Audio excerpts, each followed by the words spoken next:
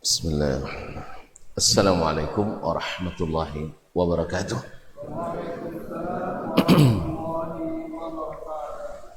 Innal hamdalillah nahmaduhu wa nasta'inuhu wa nastahdi wa nastaghfiruhu wa natubu ilaih wa na'udzu billahi min shururi anfusina wa sayyiati a'malina may yahdihillahu fala mudilla lahu ومن يضلل فلا هادي له أشهد أن لا إله إلا الله وحده لا شريك له وأشهد أن محمدا عبده ورسوله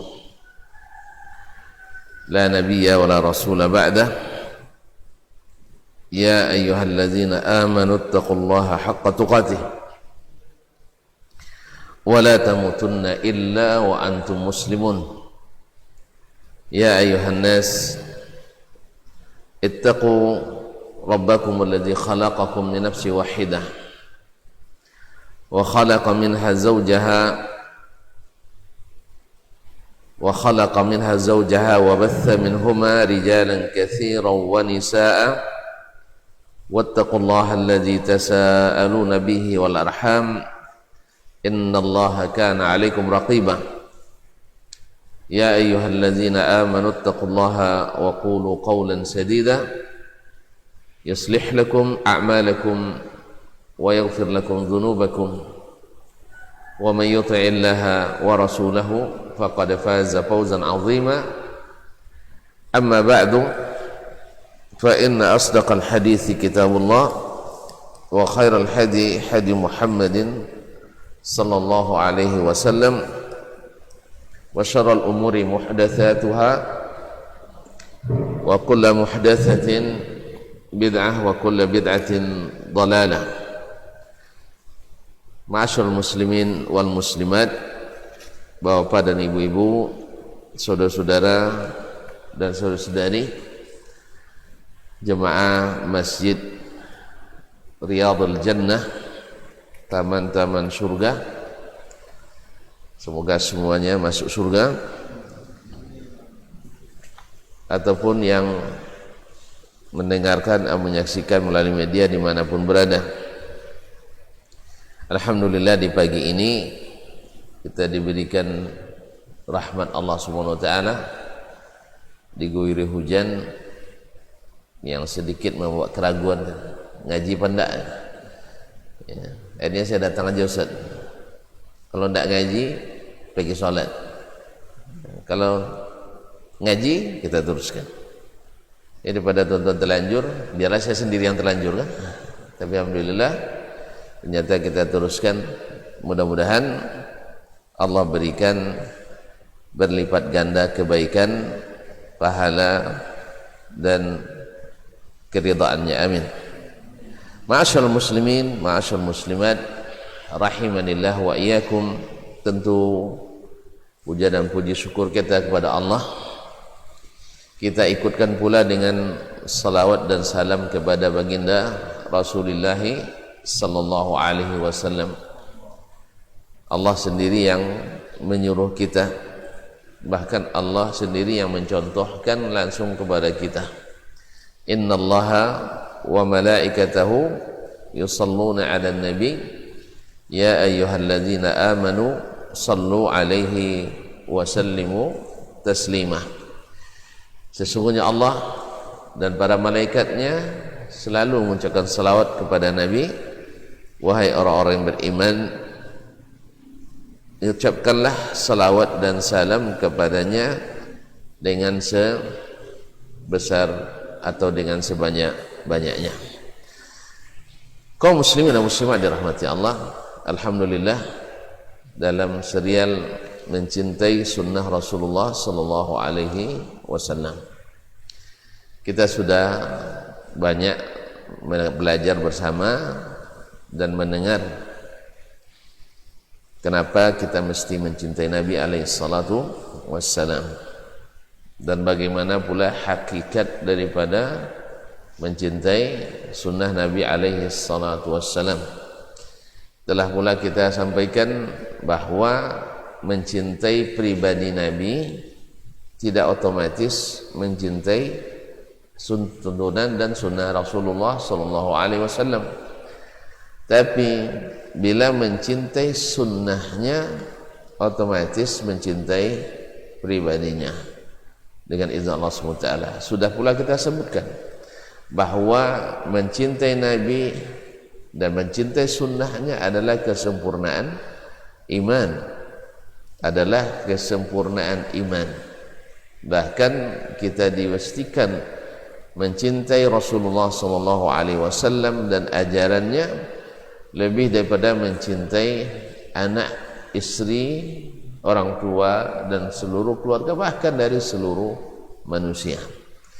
Dan sudah kita bahas pula apa sebab yang membuat kita mencintai Rasulullah SAW. Banyak sebab, baik sebabnya yang bersifat syar'i, yaitu perintah Allah untuk mencintai Rasulullah SAW, dan perintah Allah untuk mengikuti sunnah Rasulullah SAW. Telah kita sebutkan pula bahwasanya ada faedah-faedah dan manfaat-manfaat yang banyak berguna bagi kita yang mencintai sunnah Rasulullah SAW. Di antaranya bahwa kita mesti selalu nak menggali dan selalu mempelajari apa-apa yang membuat kita mencintai Nabi alaihi salatu wassalam. Baik mempelajari kepribadiannya, mempelajari sirah dan sejarah hidup dan dakwahnya, atau mempelajari hukum serta hikmah daripada syariat atau sunnah yang telah diwariskannya.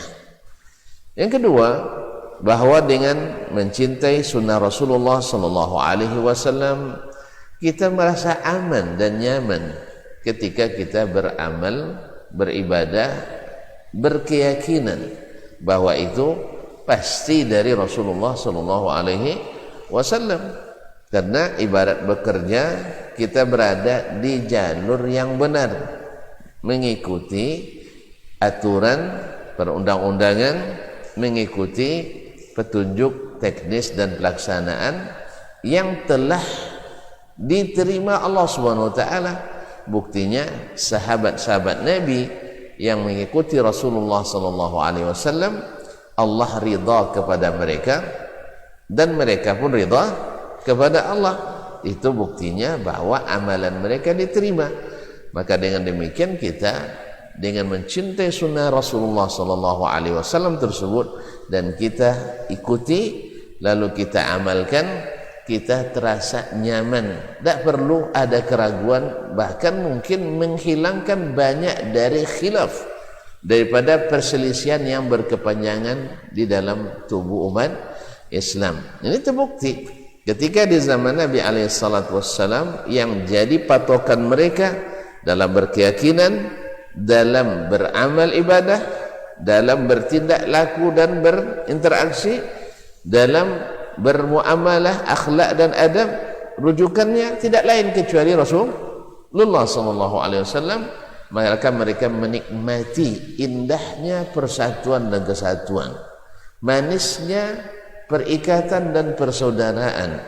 Berbantah ada, berselisih ada, tapi cepat terselesaikan. Kalau kita belum lagi berselisih tapi sudah ada beban dalam hati. Apa pasal? Karena tidak membawa cinta yang sama kepada Allah dan Nabi sallallahu alaihi wasallam, karena cintanya setengah-setengah. Maka dengan mencintai sunnah Rasulullah SAW, kita dalam beramal merasa nyaman dan aman dari sisi sebab apa? Sebab nanti kita akan dipersaksikan ketika sidang di depan ilahi. Nanti Nabi menjadi saksi, ya kan? Wajibna bika ala haula'i syahida, kami akan datangkan kamu hai Muhammad sallallahu alaihi wasallam untuk menjadi saksi terhadap mereka ini. Jadi setiap hisab kita nanti akan disaksikan oleh Nabi SAW. Lalu ditanyakan, ya Muhammad, kamu sampaikan ini, kalau beliau katakan betul ya Allah, ini saya yang sampaikan, insya Allah hisabnya dipermudahkan. Tapi kalau seandainya ada sesuatu yang kita kerjakan tak ada beliau ajarkan dan tidak pula beliau anjurkan, akan bermasalah kira-kira apa tidak? Ya Allah, saya tak pernah ajarkan ini, ya tak? Belum lagi belum lagi mulai hisab ini, baru ketika tepi telaga saja kita sudah bermasalah, tidak diterima. Apa pasal? Wah, haus, air banyak, orang pada minum, kita tak boleh masuk. Apa pasal? Innaka la ta'lam ma ahdathu ba'dak. Kamu tak tahu, hai Muhammad, ini memang umatmu. Buktinya mereka ada salat, buktinya ada bukti wuduk di wajah dan anggota wuduknya. Cuman sayang mereka suka mengada-ngada setelahmu. Keyakinannya dirubah, tata cara ibadahnya dirubah, kemudian muamalahnya tak lagi mengikut sunnah Rasulullah SAW, akhlak dan adabnya ditafsirkan secara parsial, lupa akhlak dan adab pada Allah dan Rasul. Yang terbayang akhlak itu hanya antar sesama kita umat, antar sesama kita umat manusia. Itu betul, akhlak penting. Tapi ada akhlak yang lebih tinggi, akhlak kepada Rasulullah sallallahu alaihi wasallam. Sebelumnya akhlak kepada para ulama, di atas itu lagi akhlak kepada para sahabat Nabi alaihi salatu wasallam, di atas itu lagi akhlak kepada Rasulullah sallallahu alaihi wasallam, di atas itu lagi akhlak kepada Allah tabaraka wa taala. Jadi penting saya, kadang-kadang kita bicara tentang akhlak, bagaimana ya nunduk-nunduk dan sebagainya sesama, itu betul. Artinya kita menghormati yang muda, menghormati yang tua, yang kecil menghormati yang besar, rakyat menghormati pejabat, pejabat menghormati yang lebih tinggi lagi. Itu memang murid menghormati guru, anak menghormati ayah dan ibu, adik menghormati abang dan kakak. Itu betul akhlak. Tapi kadang kita lupa ada akhlak yang lebih tinggi, yaitu menjaga syariat Allah dan syariat Nabi alaihi salatu wassalam. Sehingga kadang-kadang ketika kita memperbaiki atau menunjuki orang-orang kepada aturan Allah dan sunnah Nabi, kepada orang yang mungkin dari status sosial lebih tinggi, ini tidak berakhlak. Subhanallah, demi akhlak pada Allah dan Rasul, kita harus meninggikan Allah Rasul daripada segalanya. Jelas ya? Jadi kita sudah dipelajari, ini sekedar evaluasi nih ya, evaluasi dan mengingatkan kembali bagaimana bahwasanya mencintai sunnah Rasulullah SAW menenangkan dan menenteramkan. Yang ketiga, dengan mencintai sunnah Rasulullah SAW, dan ini bila sudah rata di kalangan dan di hati umat Islam, maka kita akan sangat mudah dipertemukan dan dipersatukan. Sebab Nabi ketika menyebut akan terjadi perselisihan di antara umat, apa solusi yang dia berikan? Alaikum bisunnati wa sunnatil khulafa'ir rasyidin al-mahdiyyin min ba'di tamassaku biha addu 'alaiha bin nawajis. Nanti kamu yang hidup setelahku akan melihat perselisihan yang banyak. Perselisihan itu lahir karena keluar dari sunnah Rasulullah SAW. Mulai berselisih jalur utama, maksud saya keluar dari jalur utama. Jalur utama itu apa? Perkataan Nabi, perbuatan Nabi, dan persetujuan Nabi. Ini kan jalur utamanya. Ini kan jalur utama. Bila ditemukan dalam perkataan Nabi, dalam perbuatan Nabi, dan dalam persetujuan amal sahabat yang disetujui oleh Nabi SAW. Nah, bila keluar dari yang tiga ini terjadi ijtihad. Bila jauh keluar dari jalur utama, akan terjadi khilaf yang berterusan. Maka di saat itu Nabi katakan alaikum bisunnati. Kalau kalian nak menghilangkan atau meringankan atau meminimalisir khilaf ini, caranya tidak ada yang lain kecuali pegang teguh kembali ke sunnahku dan sunnah para khulafa ar-rasyidin. Jadi ilman wa amalan wa tatbiqan, secara ilmu kemudian amalnya dan prakteknya. Ini kadang banyak yang kata, oh saya tahu itu, dia bilang belum nenekmu lahir saya dah tahu itu, katanya. Betul juga ya, kalau nenek kita lahir dia dah tahu nih.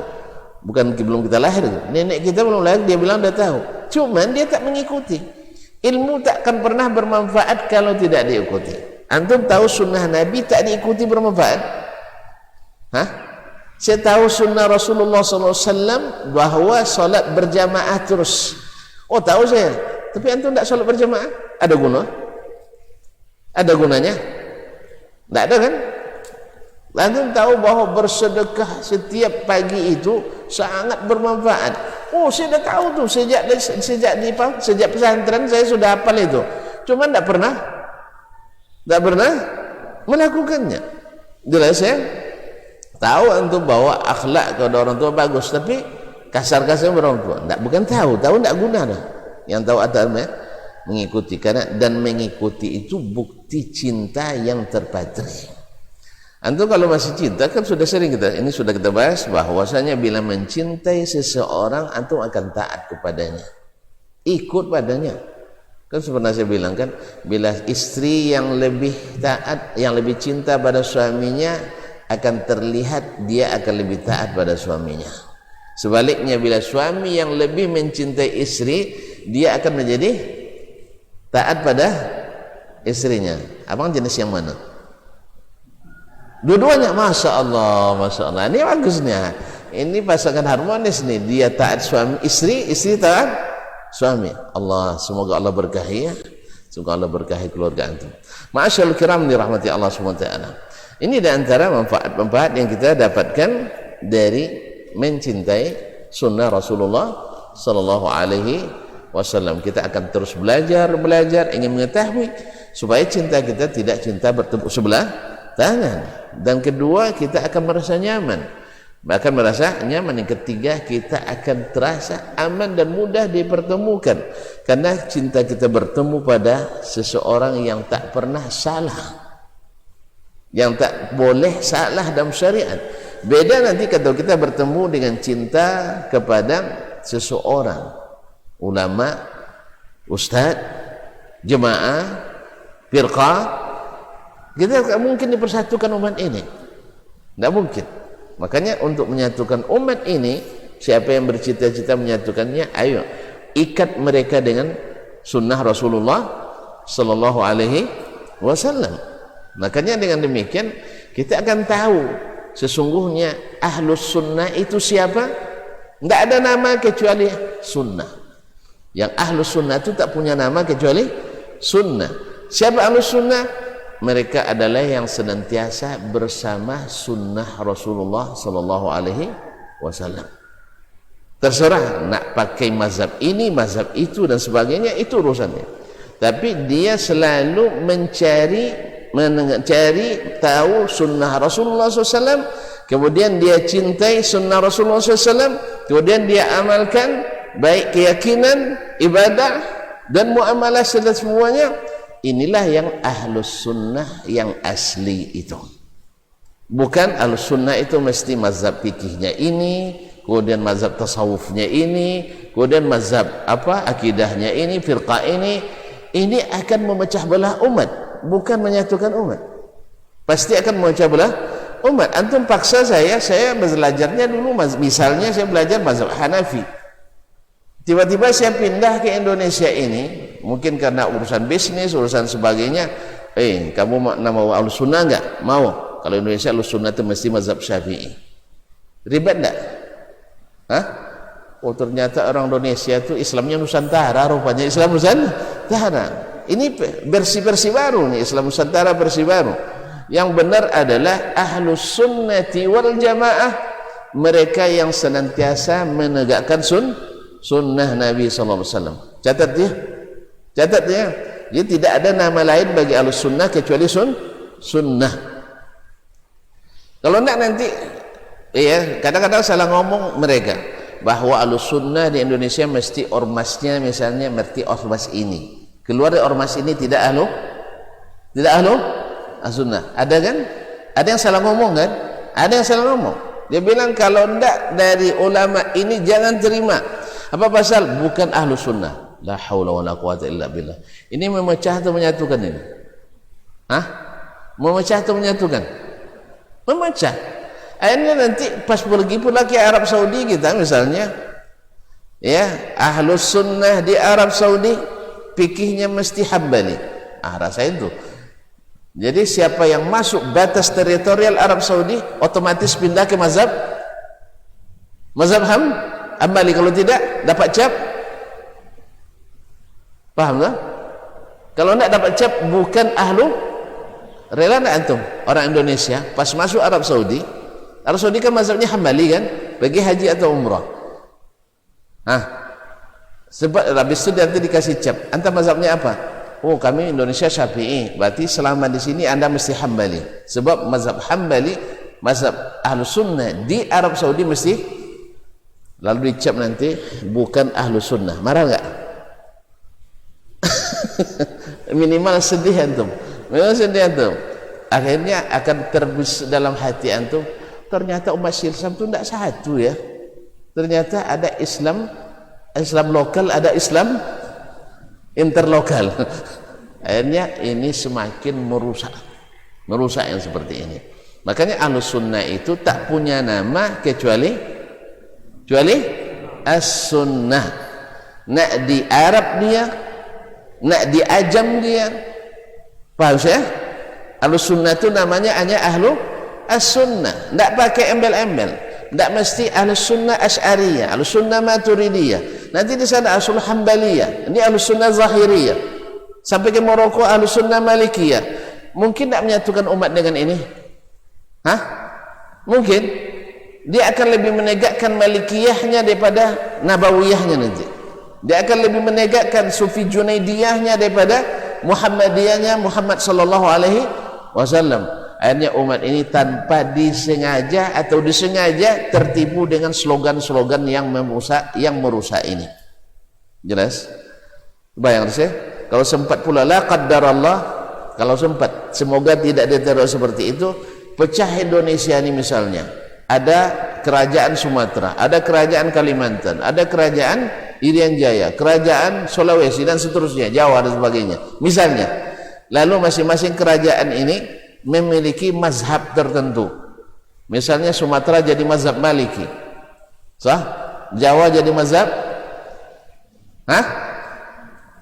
Zahiri misalnya, dan seterusnya. Tambah pecah kita umat Islam. Jadi hati-hati kaum muslimin dan muslimat. Di sinilah pentingnya, seperti yang saya katakan berulang-ulang, bahwa mencintai sunnah Rasulullah sallallahu alaihi wasallam pasti mencintai Rasulullah sallallahu alaihi wasallam.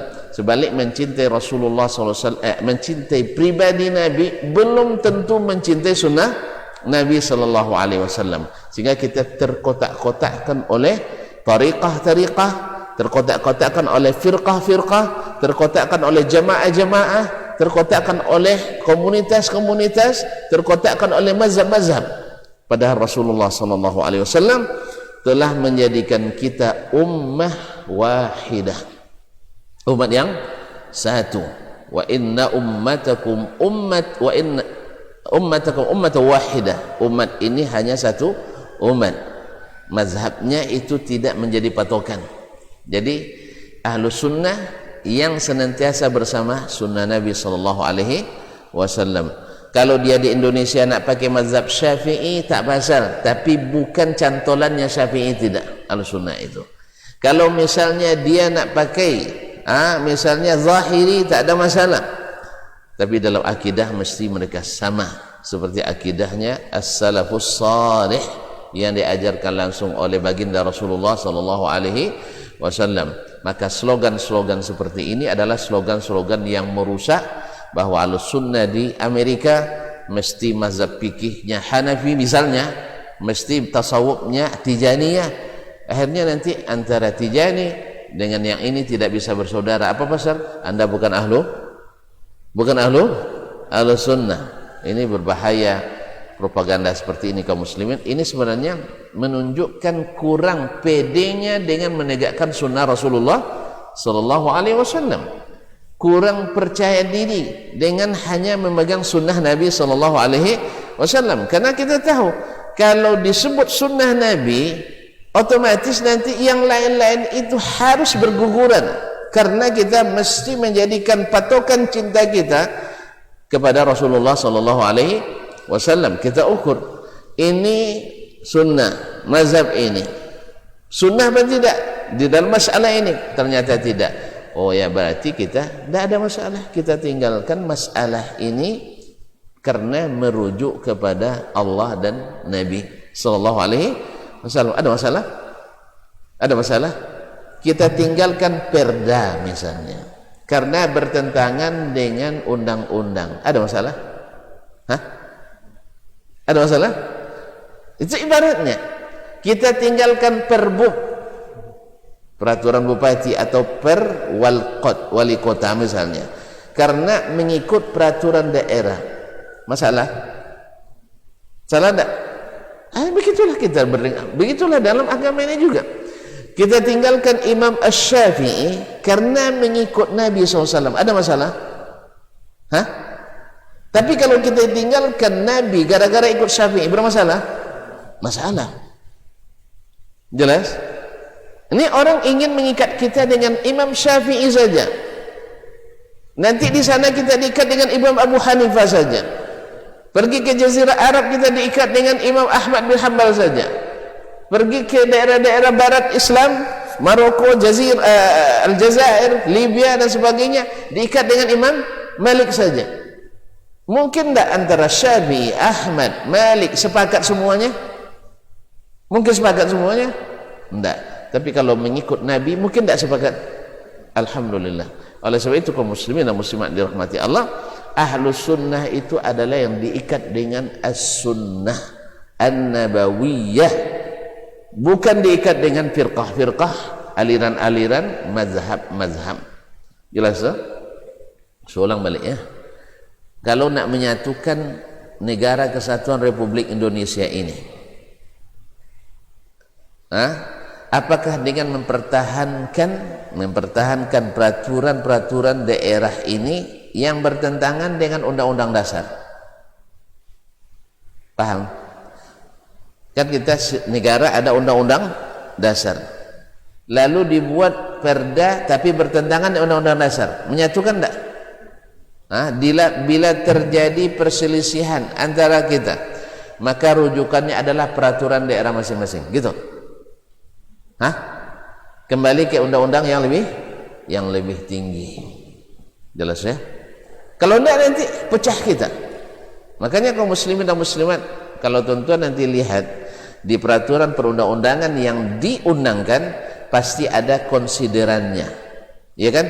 Mengingat undang-undang nomor undang-undang 45 dan seterusnya sampai peraturan yang lebih tinggi, baru di situ memutuskan dan seterusnya. Jelas?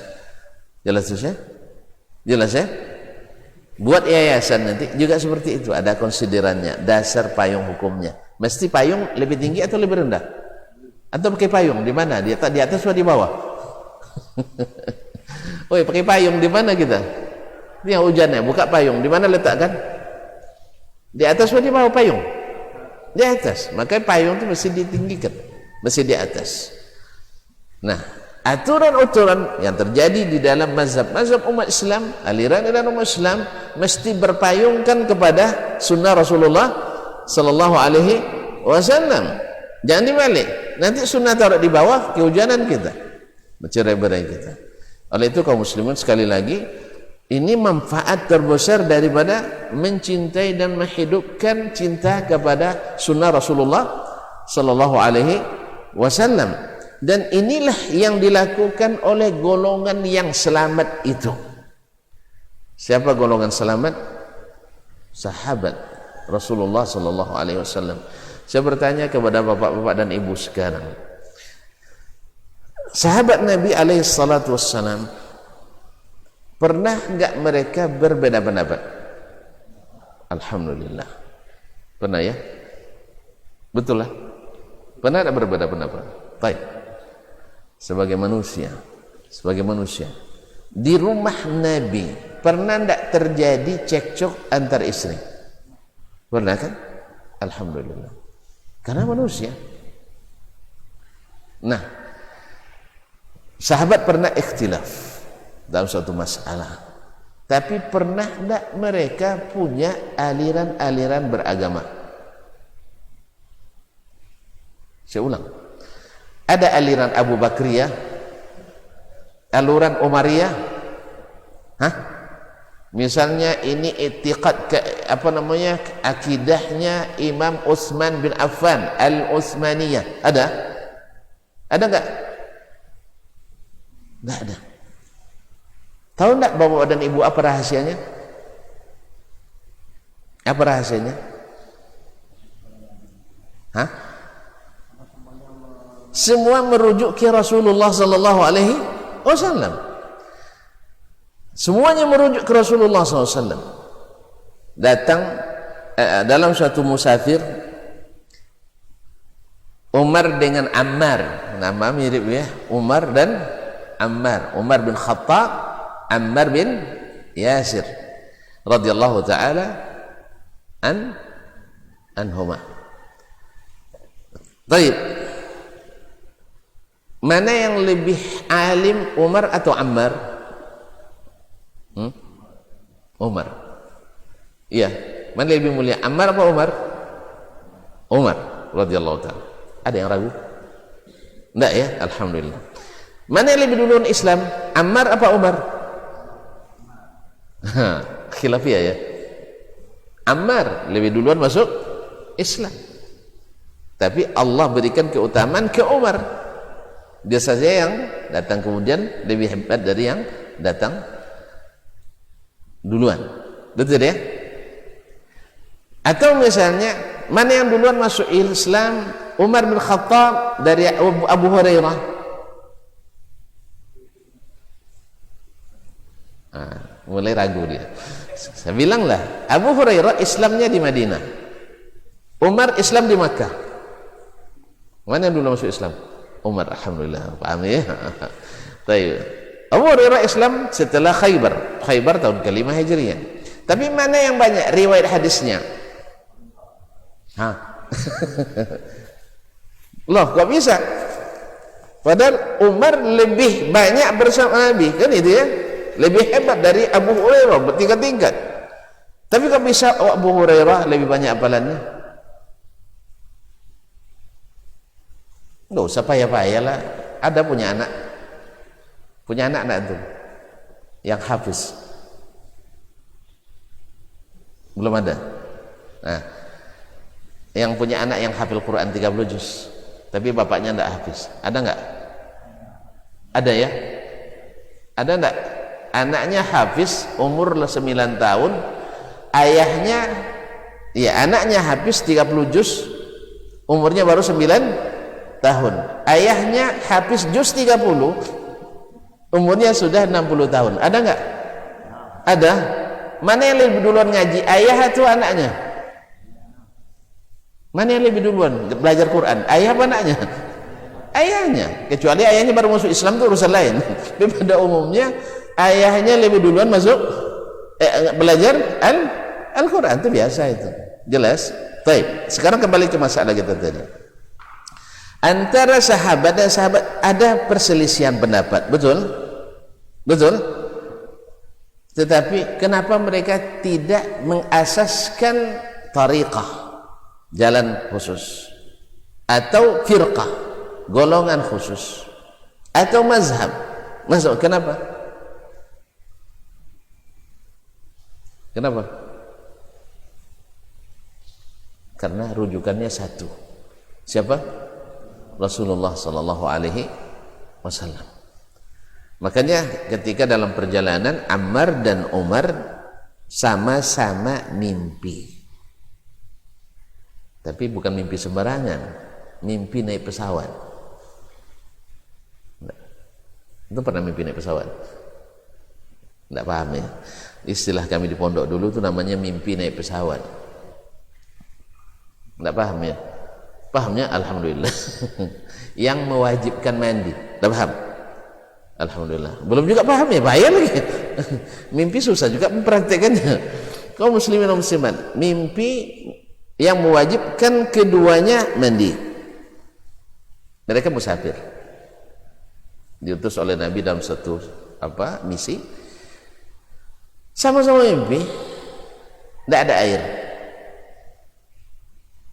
Lalu tentu karena tidak ada air, Umar berijtihad, menunda sholat. Ammar berijtihad, dia pakai logika. Kalau mandi wajib mesti membasuh atau menyiram seluruh tubuh. Kan wudhu kan tidak seluruh tubuh kan, hadas kecil cukup wudhu, hadas besar dengan mandi. Kalau wudhu kan basuh muka, tangan, usap kepala, basuh kaki. Maka tayamum dari wudhu kan menurut yang dia tahu adalah cukup anggota wudhu. Kalau mandi mesti seluruh anggota badan. Akhirnya yatamarrag fit turab, dia lumuri badannya dengan tanah. Bayang itu berkubang di ya, dia lumuri seluruh tubuhnya dengan tanah. Ini ijtihad beliau, belum dapat ilmu dari Nabi alaihissalatu wassalam. Umar lain enggak, Umar dia tunda salat sampai ketemu Rasulullah sallallahu alaihi wasallam. Nah, apakah kedua-duanya diterima oleh Rasulullah sallallahu alaihi wasallam? Enggak. Lalu Nabi jelaskan itu salah. Makanya ijtihad yang menurut kita baik dan benar mesti diukur dengan sunnah Rasulullah SAW, karena tidak semua yang benar menurut sahabat diterima oleh Rasulullah Sallallahu Alaihi Wasallam. Maka keedah asal baik diterima Allah itu keedah tidak benar. Sebab tidak semua yang menurut sahabat baik diterima oleh Rasulullah sallallahu alaihi wasallam. Jelas tak? Nah, sebagian kita masya Allah asal baik pasti sunnah. Tidak, karena tidak sedikit yang dikerjakan sahabat lalu tidak disetujui oleh Rasulullah sallallahu alaihi wasallam. Maka kebaikan yang disetujui Rasul itu betul diterima, tapi kebaikan yang tak disetujui Rasul tidak. Kebaikan yang menurut kita baik tapi belum ada persetujuan itu juga belum lulus secara undang-undang, belum lulus. Oleh sebab itu disinilah perlunya mempelajari sunnah Rasulullah SAW. Apa kata Nabi SAW? Lalu Nabi ajarkan, innama kana yakfika an taqula biyadayka hakadha, cukuplah kamu sebenarnya memukulkan kedua tanganku ke tanah seperti ini. Fadaraba biyadayhi alat sa'id, Nabi memukulkan dua tangan ke tanah. Thumma nafakha fihima, beliau tiup. Thumma masaha bihima wajhahu wa kaffaihi. Berarti selesai tidak masalah? Selesai masalah? Segala qiyas yang dipakai tadi karena ada nas dari Nabi tidak dipakai lagi, sehingga lahir kaedah dari para ulama, idza warada an-nas atau la qiyasa ma'an nas, tidak boleh lagi pakai qiyas kalau sudah ada dalil yang sahih dan sharih. Jelas tak? Nanti kalau dalam aplikasi fikihnya misalnya, kalau sudah ada qiyas, sudah ada nas dari Nabi sallallahu alaihi wasallam, misalnya kan terjadi khilaf sekarang antara Imam Jumhur dengan Abu Hanifah rahimahullah dalam masalah zakat fitrah, boleh enggak pakai uang atau mesti bahan makanan, itu ya kan khilaf ini masyhur ini ya.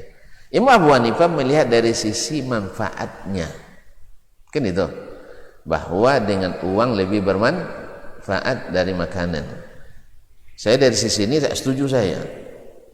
Saya lebih setuju makanan lebih bermanfaat dari uang. Betul tidak Ustaz? Uang dimakan tidak jadi gizi, makanan dimasak jadi gizi. Yang kedua, uang belum tentu digunakan untuk yang bermanfaat, tidak jarang digunakan untuk yang darar. Misalnya antum kasih zakat fitrah ke orang yang suka merokok. Pas hari raya dulunya biasa rokoknya rokok biasa yang pakai gulung itu apa namanya? Rokok nipah. Nah, ini mumpung dapat zakat fitrah beliin di Samsu. Atau pria punya selera, iya kan? Mending minta maaf daripada minta izin, yumil. Misalnya dia pakai itu, di mana manfaatnya? Betul kan? Apalagi di kampung-kampung sering mereka dapat uang itu senang karena bisa beli rokok. Maka kata Imam Abu Hanifah di sini, saya katakan tidak, mohon maaf ya Imam, jazakallah khairan, saya katakan makanan lebih bermanfaat. Apalagi Nabi sebutkan tu'matan lil masakin, untuk makan orang miskin pada hari itu, untuk makan. Andainya tidak habis hari itu, Nabi juga tidak masalahkan, simpan kapan pun tidak ada masalah. Yang penting hari itu jangan sampai ada yang mengemis. Dan mengemis yang dihalalkan dalam Islam, dalam syariat, mengemis orang yang tidak ada yang mau dimakan, atau hutang yang menenggelamkan, itu baru boleh ngemis. Tapi kalau ngemis untuk bayar, untuk ngambil KPR itu tidak boleh ngemis terus ya. Apalagi untuk bikin beli Alphard. Ada pengemis Masya Allah jadi orang kaya raya dia, rumahnya 3 miliar, mobilnya ini rencana baru mobilnya Innova baru, apa yang terbaru namanya? Tidak tahu, ribuan. Ayolah, oke lah, saya tidak paham juga. Pencurer ya, misalnya. Tapi dia sekarang nak ngemis untuk naikkan mobil jadi Alphard, karena kan rumah 3 miliar kan tidak pas Innova lagi. Hanya ngemis dia Pak, ngemisnya jauh di luar daerah, seperti orang bertugas luar daerah. Rupanya penghasilan sehari omsetnya rata-rata 15 sampai 20 juta sehari. Pandai, berarti profesional ngemisnya ya, pengemis profesional. Kaum muslimin, jadi untuk makan orang pada hari itu tidak boleh ngemis. Nah, kalau seandainya dia sudah ada makanan lengkap, jangan terima zakat fitrah lagi, berikan pada yang ini. Jelas kaum muslimin muslim. Tapi dari sisi ini, nah Imam Abu Hanifah pakai qiyas atau melihat daripada manfaat dan ininya. Kita kata di sini sudah bisa diperdebatkan, dapat tabel. Apalagi ada nas dari Nabi SAW, tu'matan lil masakin, menjadi barang untuk dimakan oleh orang miskin supaya tak meminta-minta pada hari itu. Oleh sebab itu sebenarnya dalam bab ini tidak boleh ijtihad lagi, karena sudah ada nas dari Nabi SAW, la ijtihada ma'an nas. Oleh sebab itu Umar radhiyallahu anhu dan Ammar, walaupun belakangan terjadi khilaf lagi di antara mereka, Umar lupa dia kejadian itu. Subhanallah, bisa nak orang lupa dengan apa yang dia alami? Bisa lupa. Tapi Ammar tidak lupa, dia ingatkan, ya Umar sudah jadi khalifah waktu itu. Umar sudah jadi khalifah. Lalu Umar katakan, kamu tolong jangan diceritakan hadis ini lagi. Kalau itu perintah engkau sebagai khalifah yang wajib saya taati, saya lakukan, saya tidak akan ceritakan lagi. Tetapi kalau ini bertentangan perintah Nabi menyampaikan ilmu, makanya akhirnya Umar radhiyallahu taala anhu mengizinkan dia menyampaikan hadis itu lagi. Umar lupa dia sama sekali. Intinya Nabi tidak izinkan ijtihad Ammar, yaitu bergelimang tanah. Tidak. Walaupun menurut Ammar itu benar waktu itu. Dan juga tidak izinkan ke Umar untuk melambatkan sholat lagi, apalagi sampai keluar waktunya. Cukup dengan tayamum. Akhirnya inilah yang dilakukan oleh sahabat radhiyallahu taala anhum ajma'in. Di masa Umar juga jadi khalifah, bahkan di masa Ali dan seterusnya, ketika diingatkan dengan dalil-dalil, mereka ini cepat kembali kepada dalil tadi.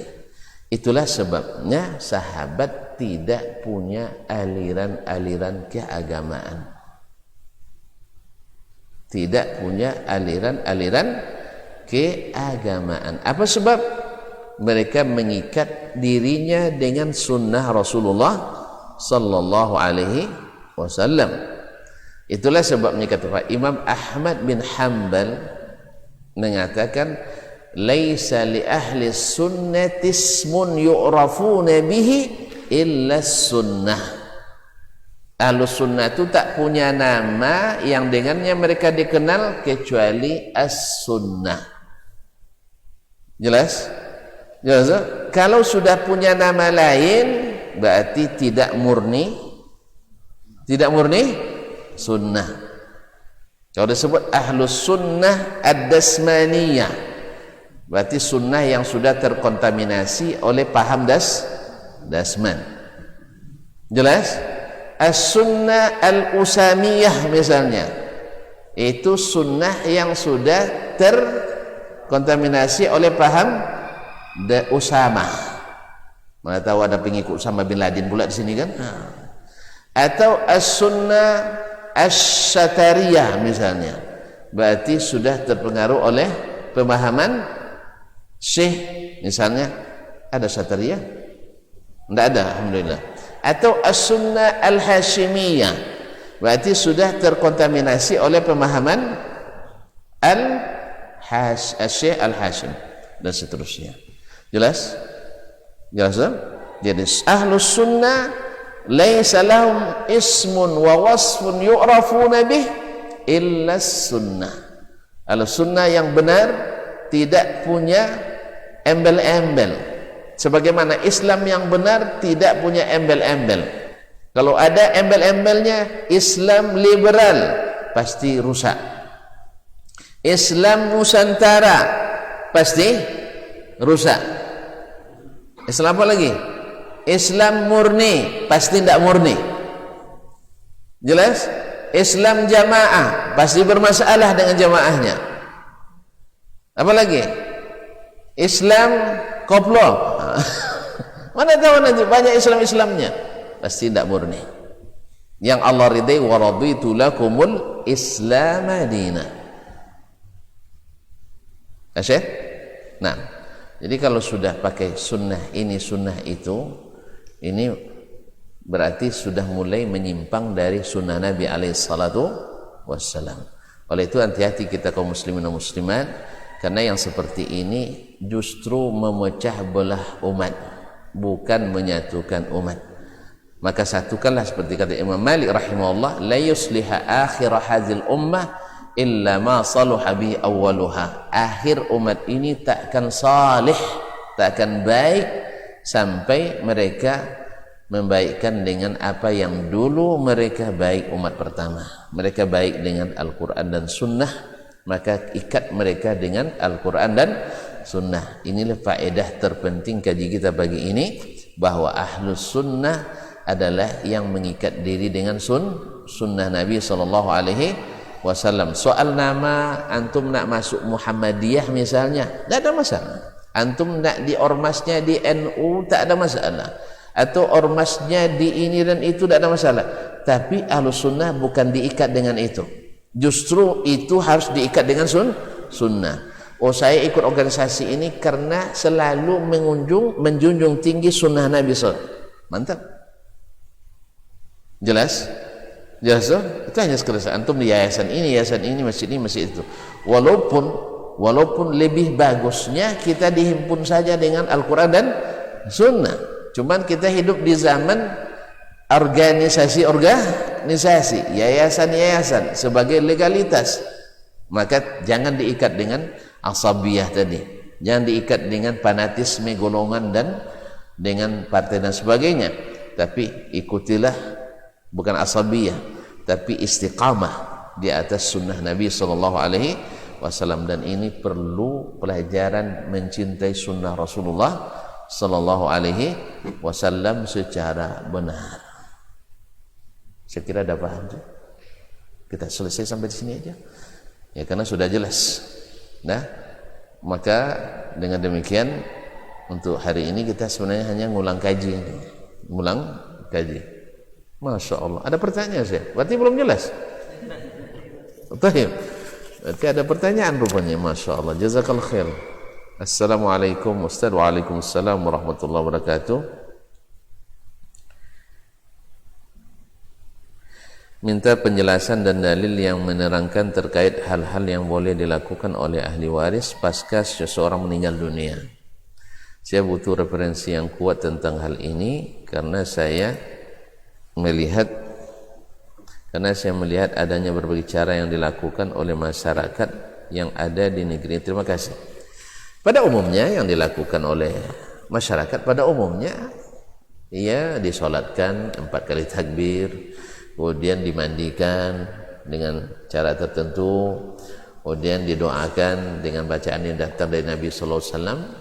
Ini pada umumnya sudah selesai, sudah bagus gitu. Cuman masalahnya kan ada sebagian menambah, memodifikasi, dan seolah-olah belum sempurna oleh Nabi sallallahu alaihi wasallam. Nah, ini masalahnya. Ada sebagian yang keluar dari jalur utama. Padahal di zaman Nabi itu tidak ada orang mati ya. Banyak ada orang mati zaman Nabi. Banyak ya. Nabi sudah pernah ikut tidak menyelenggarakan jenazah? Tidak pernah. Pernah ya. Mulai dari mengunjungi orang sakitnya ada Nabi. Taib. Kemudian memberikan takziah ketika orang meninggal ada Nabi. Ada Nabi. Takziah ada enggak Nabi? Artinya ada orang meninggal dia datang ke rumah meninggal, ada kan? Baik. Kemudian mendoakan orang yang meninggal ada Nabi. Nabi mendoakan orang meninggal, ada dia doakan. Alhamdulillah. Kemudian Nabi alaihissalam memandikan jenazah pernah? Alhamdulillah pernah. Mengajarkan orang mandi jenazah pernah? Ada juga. Betul ya? Kemudian Nabi menguburkan pernah? Alhamdulillah. Nabi memberikan tausiah kepada orang-orang yang bertakziah ada. Dan seterusnya. Nah, dalam hal ini yang dilakukan Nabi sudah sempurna atau masih kurang? Masih kurang. Saya ulang lagi. Menurut tuan-tuan dan puan-puan, segala yang Allah inginkan dari seorang hambanya dalam mengurus saudaranya yang meninggal sudah diajarkan Nabi atau belum? Sudah ya? Mana tahu ada yang bilang belum. Nabi bebaskan kita buat masing-masing aja lah menurut keyakinan masing-masing. Ya tak? Sudah atau belum? Sudah jelas semuanya? Ada dalilnya? Oh, biar mulai bingung kalau minta dalil ya. Ustaz aja kena bingung kalau udah minta dalil orang. Baik. Dalam hadis yang diriwayatkan oleh Imam Asy-Syafi'i dari gurunya Imam Malik rahimahullah bahwasanya bahwa Nabi alaihi salatu wassalam mengatakan, "Ma taraktu syai'an mimma amarakumullahu bihi illa waqad amartukum bih." Tidak satu pun yang Allah perintahkan kalian melakukannya kecuali aku sudah perintahkan. Wa ma taraktu syai'an mimma nahakumullahu anhu illa waqad nahaitukum anhu. Tidak satu pun yang Allah larang kalian melakukannya kecuali aku sudah larang kamu melakukannya. Berarti tidak ada satu perintah Allah yang diinginkan Allah dari kita dalam masalah jenazah kecuali Nabi sudah jelaskan. Sudah jelaskan. Oleh sebab itu, dan tidak satu pun yang dilarang oleh Allah kita melakukannya kecuali Nabi juga sudah jelaskan. Kalau demikian kita tinggal merujuk bagaimana Nabi dan para sahabatnya mengurus jenazah. Sepakat nih? Sepakat? Iya, karena sudah sempurna. Sudah sempurna. Para ulama telah menulis baik secara tematik tentang hukum pelanjanakan jenazah atau secara include di dalam buku-buku fikih bersamaan dengan hukum-hukum yang lain. Tapi pada umumnya baik kitab fikih maupun kitab hadis atau kitab khusus tentang penyalahan jenazah menyebutkan pasti ada di dalamnya kitabul janaiz, kitab tentang masalah yang berkaitan dengan jenazah, mulai daripada hak waris mewarisi, wasiat mewasiati, utang piutang yang ditinggalkan, biaya penyelenggaraan, kemudian apa namanya soal iddah istri yang ditinggal, pembagian warisan siapa yang dapat siapa yang tidak dan seterusnya, itu sudah ada semuanya. Alhamdulillah, jelas. Kemudian ini masalah lain. Di antara riwayat itu, di antara riwayat ada datang dari jalan yang tidak sahih misalnya. Tentu yang tidak sahih itu ibarat antum bawa cek yang tidak sah. Cek yang tidak sah bisa mencairkan uang? Enggak. Hadis yang tidak sahih boleh diamalkan? Ya enggak. Ini kan sudah selesai masalah sebenarnya. Nah, bila terjadi khilaf di antara ulama, sebabnya banyak. Di antara sebabnya bisa saja hadis atau dalil yang dipakai tidak sahih, atau dalilnya sahih tapi pengambilan dalil tidak sahih. Jelas ya? Ada dalilnya sahih tapi pengambilan dalil tidak sahih. Perlu contoh? Perlu contoh? Nah, oke. Tapi jangan tersinggung lah. Ini kan konsumsi ilmu itu begitu, dia tidak boleh tersinggung, jangan baperan. Oh, ternyata Ustaz nyalain saya rupanya. Bukan, saya tidak bertujuan menyalahkan jantung. Saya hanya bikin contoh bahwa dalil sahih tapi istidlalnya tidak sahih. Ketika ada sebagian atau mungkin sebagian besar kaum muslimin di negeri kita ini ingin melegalkan acara kendurian 3 hari, sepekan, 15 hari, 40 hari, 100 hari, 1000 hari, apa lagi? 25 tahun, 50 tahun, 100 tahun, 1000 tahun, dan seterusnya. Baik. Ada yang berdalil dengan dalil-dalil sahih, mantap. Sekarang dia katakan, orang pergi meninggal hari ini, apa yang dilakukan? Pasti baca Quran. Betul? Pasti baca tahlil. Tujuannya adalah menggembirakan keluarga yang, menghibur keluarga yang ditinggal, menjalin silaturahim. Sah? Menjalin silaturahim. Kemudian makan boleh? Ya boleh. Pasti ditanya nanti, baca Quran sunnah apa tidak? Membaca Quran sunnah apa tidak? Sunnah. Kan dalil umum nih. Menghibur keluarga yang ditinggal sunnah apa tidak? Sunnah.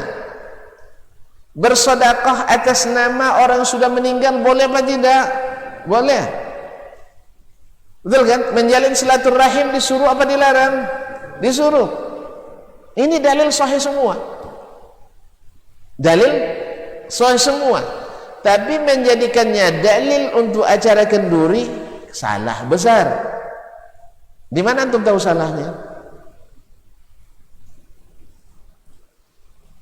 Di mana antum tahu salahnya? Bilang aja nggak tahu. Kalau nggak tahu biar saya kasih tahu. Bagi yang tidak berilmu tidak tahu itu salah. Oh iya ya, pelangah dia. Nabi suruh kita baca Quran, betul kan? Siapa qara'a harfan min kitabillah kutiba lahu hasanah. Siapa yang baca satu huruf Al-Quran dituliskan satu kebaikan. So kebaikan sama dengan 10 kebaikan. Dilipat gandakan. Sekarang antum melarang orang baca Yasin di sana. Menyalahi sunnah antum melarang orang baca Yasin, baca Quran. Kemudian menyambung silaturahim, kewajiban yang sangat wajib. Karena tak masuk surga orang yang memutus silaturahim. Dalilnya tidak usah banyak sejibun dalilnya. Betul? Taib. Makan di rumah orang boleh mana? Bukan boleh lagi, dianjurkan. Sampai-sampai menjadi pintu besar untuk masuk surga, suka kasih makan. Kan begitu? Iya tak? Kalau antum nak masuk surga dengan selamat, salat malam, tebarkan salam, kemudian kasih makan orang. Hah? Sahih semuanya. Lalu di mana datangnya ini tidak boleh? Ayo. Kata bahasanya terbangan tuh jadinya. Di mana datang tidak boleh? Dengan ilmu yang sahih. Kita balikkan pertanyaannya. Yang mengatakan bahwa menjalin silaturahim itu wajib siapa? Nabi. Pernah enggak Nabi menjadikan acara kenduri 3 hari ini sebagai alat untuk silaturahim? Alhamdulillah tidak. Tidak ada pertanyaan lagi. Berarti Nabi tidak paham ya?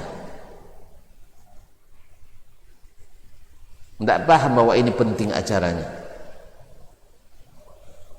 Kalau Nabi tidak paham, antum lebih hebat dari Nabi SAW. Oh enggak, Nabi paham. Cuma Nabi sibuk. Kan perang terus. Saya nak tanya ke antum, Nabi berperang berapa kali? Nabi ikut berperang berapa kali?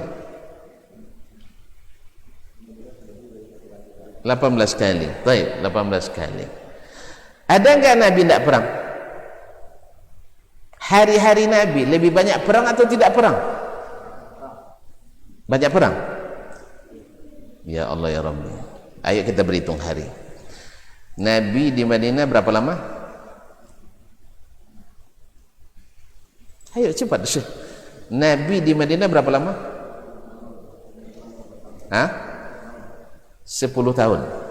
10 tahun berapa hari?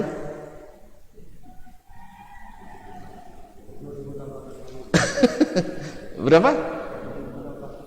3.600 hari. Ayo kita hitung hari perang Nabi yang 18 ini, biar antum tahu. Perang Badar berapa hari? Perang Badar berapa hari? Sehari. Perang Badar itu hanya sehari, selesai. Dah, berarti 3.599 masih ada. Perang Uhud berapa hari? Perang Uhud berapa hari? Sehari juga, masih ada 3.598. Perang Ahzab berapa hari?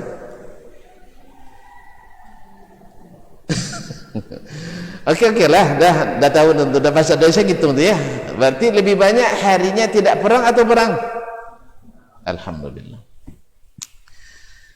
Karena ada hari-hari persiapannya Ustaz. Lah kita ambil persiapan 18, ambil sajalah persiapannya sebulan. Berarti 18 bulan. Kalau tadi 10 tahun berapa bulan? 120 bulan, kurang 18. Masih ada 102 bulan Nabi tidak perang. Oke? Berarti sibuk Nabi? Sibuk Nabi? Sibuk Nabi?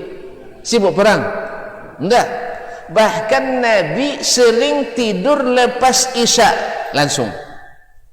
Sunnah Nabi tidur langsung lepas Isya. Kalau bisa tidur lepas Isya langsung, sibuk apa tidak? Alhamdulillah, dah jelas ya. Jadi alasannya alasan tak masuk, baik fakta, data dan logika tak masuk. Jelas? Alhamdulillah. Buktinya boleh banak juga kan. Kaum muslimin dan muslimat. Alasan sibuk tidak ada. Oke, Nabi sibuk perang. Apakah semua sahabat ikut perang? Semua sahabat ikut perang? Nggak tahu juga. Ini perlu belajar sirah Nabi nampaknya. Nggak semua pergi, ada yang harus menjaga Madinah. Karena Madinah ada orang Yahudi, ada orang munafikin di sana. Berarti tidak semua pergi. Makanya jawaban ini jawaban tidak masuk. Ma'asyarul kiram dirahmati Allah SWT. Karena alasan Nabi sibuk enggak. Oke, Nabi sibuk, tidak bisa melakukan. Tapi mesti tidak dia menyampaikan. Wajib tidak Nabi menyampaikan? Wajib. Ada enggak dia sampaikan bahwa setiap meninggal kalian mesti datang ke rumah orang ini hari pertama, malam kedua, malam ketiga. Ternyata enggak ada. Kalau enggak ada berarti antum dua pilihan, Nabi menyembunyikan atau Nabi tidak mensyariatkan. Antum pilih yang mana? Pilih minta menyembunyikan, dosa kita, kufur kita, karena menuduh Nabi menyembunyikan risalah.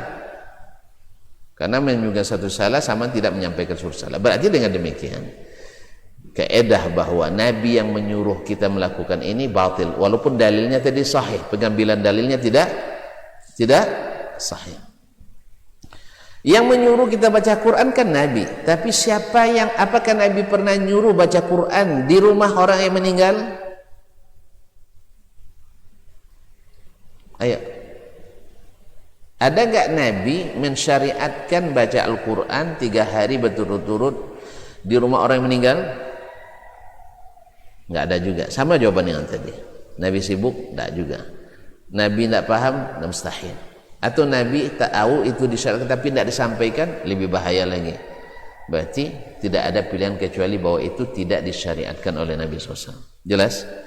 Biar tidak terlalu panjang masalah ini, kita cepat. Artinya apa? Jadi ada kalanya pengambilan dalil tidak benar walaupun dalilnya sahih. Dan disinilah perlunya ilmu secara detail. Nah, kalau tadi pertanyaan minta referensi, alhamdulillah banyak kitab. Di Sahih Bukhari saja ada Kitabul Janaiz. Ya. Di dalam Sunan Abi Daud ada Kitabul Janaiz. Di dalam Muslim ada peninggalan jenazah. Tapi kita kan suka yang biasanya sistematis katanya. Gitu ya. Saya katakan, Nabi itu yang paling sistematis.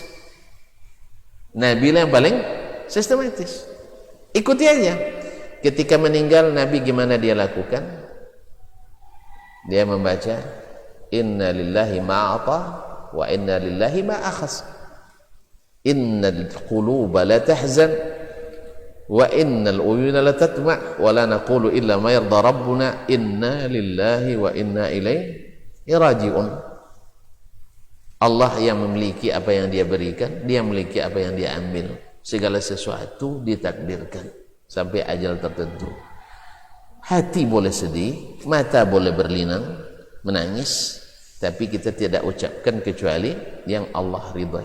Apa yang Allah ridai? Allazina idza asabathum musibatun qalu inna lillahi wa inna ilaihi raji'un. Dalam bab ini Nabi tak larang bersedih.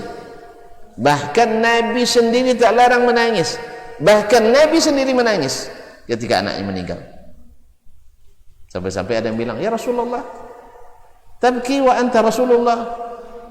Nabi menangis juga. Sebab mengira kalau nangis tidak sabar. Bukan. Hazi rahmah kata Nabi, ini kasih sayang. Ini kasih sayang. Terus, apa lagi? Bila yang meninggal bukan keluarganya, dia takziah, datang ke rumah orang yang meninggal kalau beliau ada. Lalu dia ucapkan doa untuk orang tersebut, baik yang ditinggal maupun yang meninggal. Apa yang beliau baca? A'zamallahu ajrakum atau ajarakumullahu fi musibatikum wa ghafara limayyitikum. Semoga Allah membesarkan pahala bagi kalian. Ternyata musibah yang menimpa itu rupanya kebaikan besar bagi kita, pahala besar bagi yang sabar. Wa basyiris sabirin. Orang sabar itu innama yuwaffas sabiru ajrahum bighairi hisab. Maka Nabi di sini menasihati orang ini sabar di saat pertama turun musibah itu. Inna sabra inda sadmatil ula. Nabi melarang kita meratapi orang yang meninggal. Bahkan Nabi ancam, sesungguhnya mayat diazab karena ratapan keluarga yang meninggal. Tidak boleh meratap. Habis itu, ini secara singkat aja ya, Nabi melihat wajahnya, lalu mengusap mukanya, kalau masih terbelalak matanya beliau tutup. Jelas?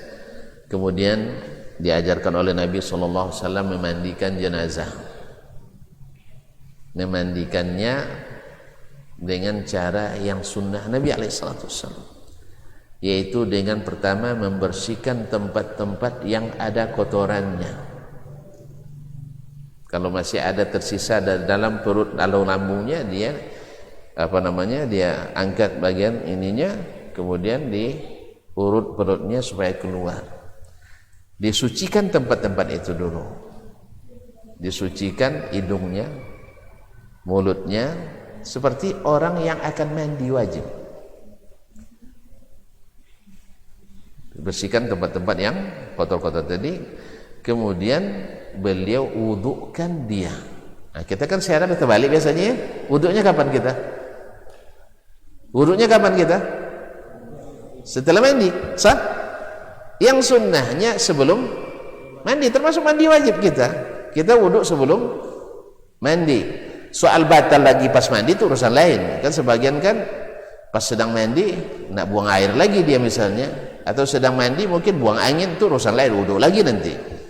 Tapi kalau sunnahnya dia berwuduk sebelum mandi. Demikian juga jenazah. Makanya dibersihkan hal-hal tempat-tempat yang tadi membatalkan wuduknya tadi sebelum dia dimandikan. Baik dubur maupun kuburnya dibersihkan dengan menggunakan air, menggunakan sabun dan yang mewangikan seperti kapur barus, ya dah. Nah, setelah itu beliau membawa ke tempat dikafaninya. Kemudian disyaratkan lagi dalam memandikan ini harus orang yang amanah, tak membuka rahasia. Kemudian mesti orang-orang, kalau terbaik orang yang terdekat, dan tak boleh laki-laki memandikan perempuan, perempuan tak boleh memandikan laki-laki kecuali suami istri. Terjadi khilaf antara ulama ini kan, karena di luar jalur utama ini ya. Boleh enggak anak kecil yang belum balik dimandikan oleh perempuan ibunya? Ada yang boleh kan, ada yang tidak. Tetapi boleh enggak anak memandikan ibunya yang anak sudah balik, ibunya dia boleh mandikan? Enggak boleh. Sekali mak sendiri enggak boleh mandikan. Sebaliknya juga mak memandikan anaknya laki-laki juga enggak boleh. Jadi ini aturan dari Nabi alaihissalatu wassalam. Tapi suami memandikan istri boleh? Boleh. Istri memandikan suami boleh? Boleh. Walaupun ada juga khilaf, tapi dhaif dalam masalah ini khilafnya, karena menurut sebagian memberikan alasan kan dia dan tidak mahram lagi, dengan mati kan tidak mahram lagi, kata. Siapa yang bilang tidak mahram? Yang benar tetap mahram. Buktinya Aisyah radhiyallahu taala anha, ketika Nabi wafat, dia tidur di mana? Hah? Tidak tahu ya. Di kamarnya. Nabi kan dikuburkan di kamar tempat Aisyah tidur. Karena para nabi itu dikuburkan di tempat dia meninggal. Meninggal Abu Bakar. Meninggal Abu Bakar dikuburkan di samping Nabi, betul kan? Ayah Aisyah. Di saat itu Aisyah masih seperti biasa. Ya, orang perempuan di kamarnya kan dia buka hijabnya kan? Dibuka hijabnya. Masa pakai cadar juga dalam kamar sendiri? Gitu ya? Dibuka hijabnya seperti wanita dalam rumahnya sendiri. Tapi setelah Umar bin Khattab radhiyallahu taala anhu dikuburkan, Aisyah tak pernah lagi buka hijab dalam kamarnya itu. Jelas? Sampai dia pindah rumah. Jadi oleh itu kaum muslimin dan muslimat dirahmati Allah, berarti kalau dikatakan sudah mati tidak mahram, tidak benar itu. Maknanya pendapat ini lemah. Ala kulli hal, Suami boleh memandikan istri, istri boleh memandikan suami, karena Nabi SAW mengatakan kepada Aisyah, andainya kau meninggal sebelumku saya mandikan. Tapi Aisyah meninggal setelah Nabi SAW. Dalam mandikan dikafani dengan kain kapan apapun warnanya, tapi lebih diutamakan yang berwarna putih, dan disunnahkan untuk jumlah yang ganjil. 1 mungkin tak mungkin ya, 3, 5, 7, tak boleh lebih pula, mubazir pula. Nah, kaum muslimin dan muslimat ya, dikafani kemudian disolatkan. Nah, disolatkan ini kan kita, Nabi solatkan sebanyak 4 kali takbir. Takbir pertama Al-Fatihah, takbir kedua salawat kepada Nabi, as-salawatul ibrahimiyah, dan yang ketiga doa. Banyak variasi doa yang diajarkan Nabi sallallahu alaihi wasallam, di antaranya Allahumma ighfir lahu warhamhu wa'afihi wa'fu anhu wa akrim nuzul wasi'a mudakhahu jalil dan tempat tawahu. Allahumma abdilhu zawjan khairan min jawzi, ahlan khairan min ahli, wa daran khairan min dari. Kemudian Allahumma ij'al qabrahu rawdatan min riyadil jannah wa la taj'al qabrahu hufratan min hufarin niran. Dan seterusnya doa-doa. Nah, andainya tuan-tuan nak berdoa sempurna itu di dalam sholat. Setelah sholat, mayat langsung diangkat di kuburan. Ini disuruh pula, lama pula zikirnya setelah. Nah, ini kan keluar dari jalur utama. Kalau antum nak tahu nanti, oh ada dalilnya, ada, tapi bukan dalil untuk itu seperti tadi. Dalil mungkin sahih. Siapa yang melarang tahlil? Ya, tidak ada yang melarang tahlil, nggak ada. Dalil itu mau disunahkan, tapi mengkhususkan untuk penyembelihan jenazah seperti ini, itu tidak dalilnya itu. Jelas ya? Kalau nanti berselisih terus umat ini, kalau tidak kembali ke sunnah Nabi, berselisih terus. Semua orang akan bilang dalilnya ada itu, tidak sembarangan. Siapa bilang ulama sembarangan? Tidak. Cuman ulama walaupun tidak sembarangan bisa salah. Bisa salah.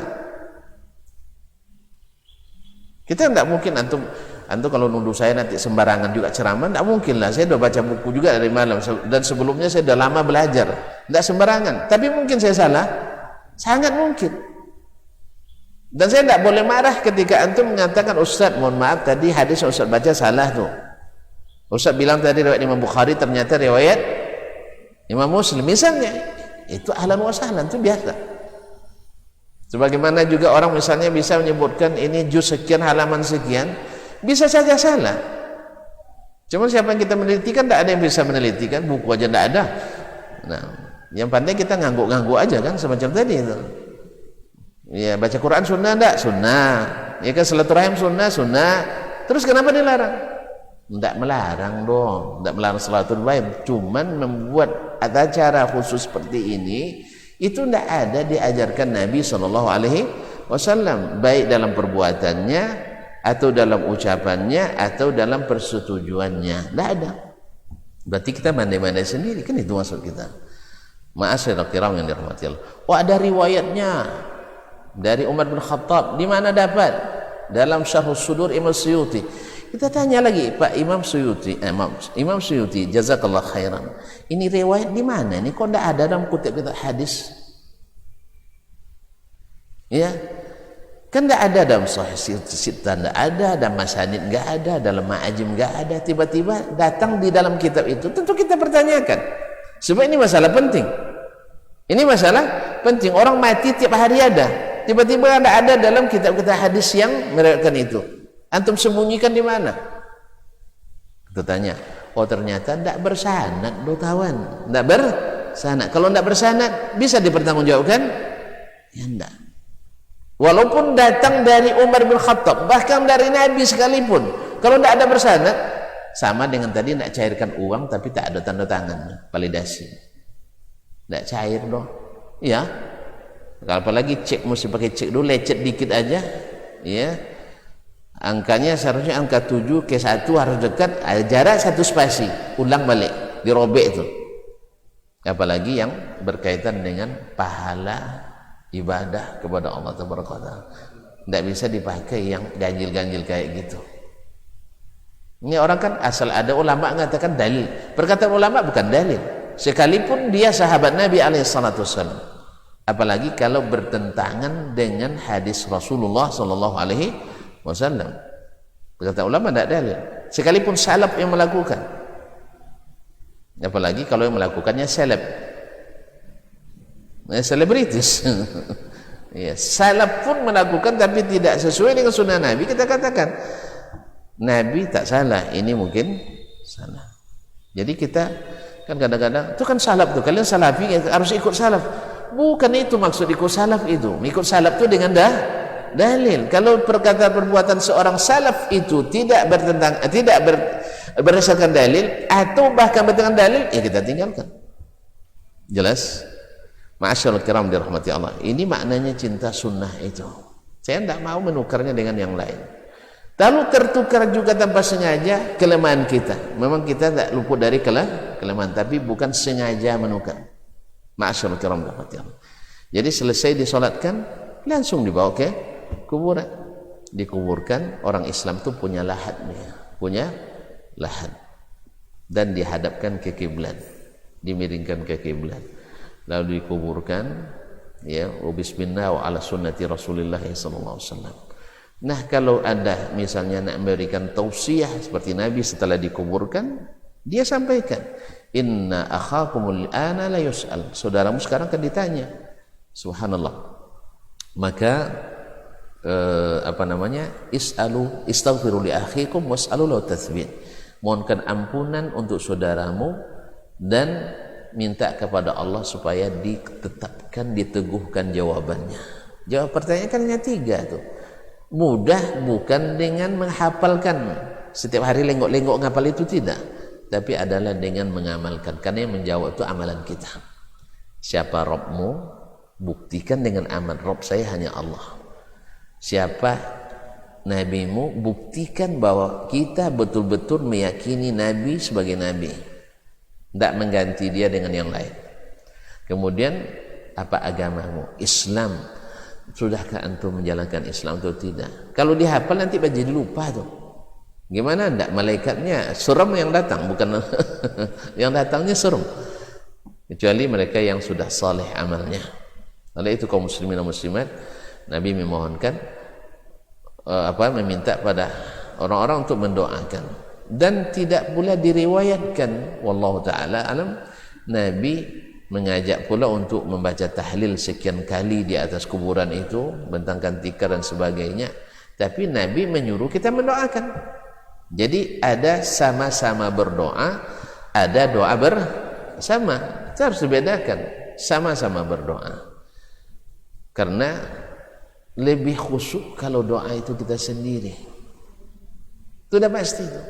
Sendiri berdoa lebih khusyuk daripada orang yang baca kita tidak tahu. Ya, apalagi kalau doanya tidak sesuai dengan keinginan nanti. Mana tahu kan? Imamnya Allahumma zawwijni tsaniyatan. Ya Allah, beri saya istri yang kedua. Nah, istrinya paham bahasa Arab. Abang doa apa tadi katanya? Tidak diaminkannya. Allah musta'an. Jadi itulah kaum muslimin dan muslimat. Ini diantaranya untuk referensi.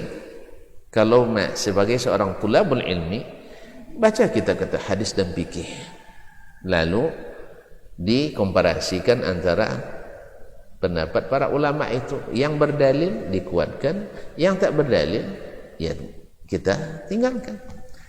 Kalau sama-sama kuat dalilnya, rasanya kita lebih tentram dengan imam ini, kita ikuti. Nah, bagaimana yang berbeda pendapat dengan kita? Ya seperti tadi. Kalau kita yakin yang ini benar, ini salah, kita munakasyah, diskusi. Kalau tidak, ya tidak kalah sampai berkelahi kita gara-gara itu. Alhamdulillah kita tidak pernah berkelahi. Ya sering orang, masya Allah, selesai sholat jenazah lebih panjang doanya daripada doa setelah sholat fardu kadang. Iya, saya berdiri aja. Tidak mungkin saya cegah waktu itu. Tapi dalam kajian saya sampaikan, Saya mau mencegah orang tuh jangan berdoa panjang nih, capek jenazah nunggu kan.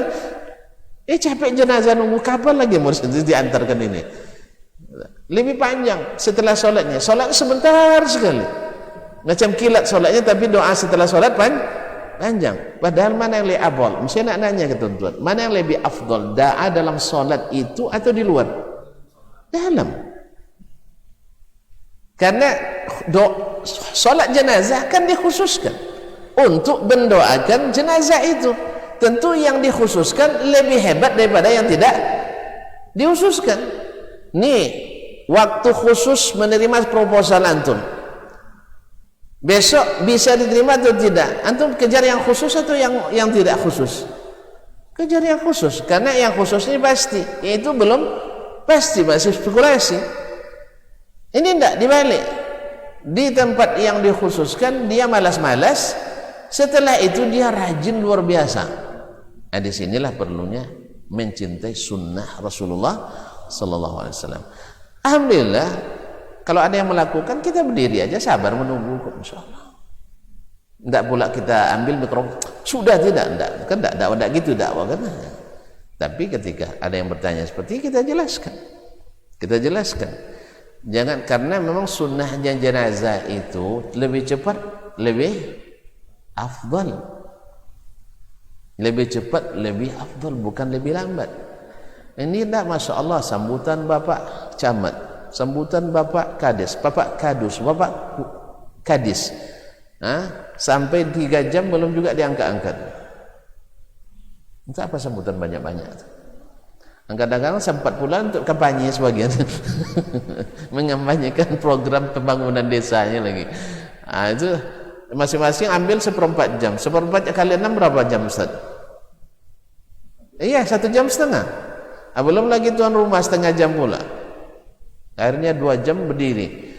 Akhirnya banyak yang sudah melarikan diri. Pasalnya apa? Izin kantor sebentar. Akhirnya fadilat mengantarkan ke kuburan tak didapat. Padahal Nabi tak pernah nyuruh kita panjang-panjang ngurus jenazah itu. Sebab pahalanya bukan dengan panjangnya, pahalanya dengan tepatnya. Gaji kita kan bukan diukur dengan panjang masa bekerja, tapi dengan tepatnya kerja kita. Betul kan? Iya. Walaupun antum masuk bekerja dari jam 7 sampai jam 9 malam, tapi yang dikerjakan tidak sesuai dengan petunjuk SOP-nya. Keluar gaji? Keluar gaji? Ya enggak. Walaupun panjang-panjang tapi tidak disuruh, tak ada SOP dan juklag justisnya, ini amalan sia-sia. Oleh itu kaum muslimin muslimat, di sini penting kita untuk senantiasa mencintai sunnah Nabi SAW. Kalau untuk referensi yang khusus-khusus, misalnya ada Ahkamul Janaiz, ini yang saya ketahui, dan masih banyak yang lain. Ahkamul Janaiz yang ditulis secara tematik, seperti yang dalam sunnah yang sahih, seperti yang ditulis oleh Syekh Dr. Sa'id bin Wahab Al-Qahtani. Dan juga ada Ahkamul Janaiz atau Kitabul Janaiz yang ditulis Syekh Muhammad Nasiruddin Al-Albani berdasarkan sunnah-sunnah Nabi SAW.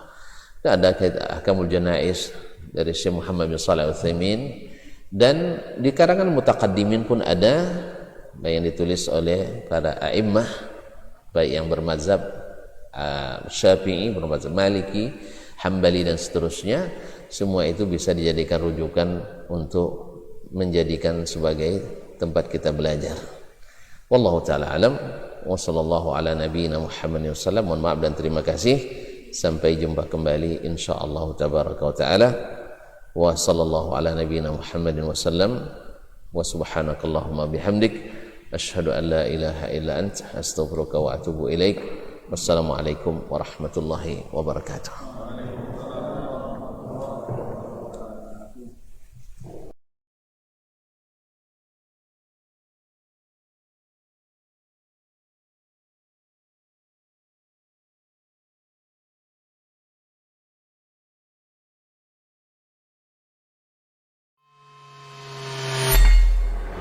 Di para sahabat itu, kaum muslimin, yang terbayang bagi mereka itu adalah infak, yang terbayang bagi mereka adalah sebuah kebahagiaan, keselamatan di akhirat yang kekal dan abadi di sisi Allah tabaraka wa taala. Semua kita boleh klaim sekarang. Kamu cinta Nabi? Cinta Ustaz. Cinta Nabi? Cinta Ustaz. Termasuk saya. Cinta Nabi? Cinta. Kapan tahunya? Besok di akhirat. Maka apa kata Nabi sallallahu alaihi wasallam? Amalur rajuli biyadih. Penghasilan yang terbaik adalah pekerjaan yang dilakukan oleh seseorang dengan tangannya sendiri. Wa kullu bai'in mabrur. Dan setiap jual beli yang mabrur. Ini aktivitas ini membantu saya di akhirat atau akan menyulitkan saya di akhirat? Kalau seandainya perbuatan itu ternyata akan menyulitkan kita di akhirat kelak, tinggalkan perbuatan itu.